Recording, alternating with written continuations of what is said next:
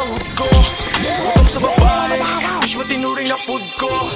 Pinaluhod ko, sabi mag-split ka sa mic, eh. Pinanood mo, habang kami nakalive. Gago ba? Gago ka? Naalala mo ba nung kami kinupal? Imbis na pasok, ang diskarte, humarang katira sinupal. Di na pinagbayad, di na siningil pa yung tupay. Sabi niya sa'kin, buhay ko bigyan mong kulay. Gumagamit ka ng drill, pero di ba nakapili? Galing kami sa kalsada, habang yung sa'yo ay image, wag mo ngarang sasagasaan na kita. Nate man, Asian, alam nilang galing sa trap.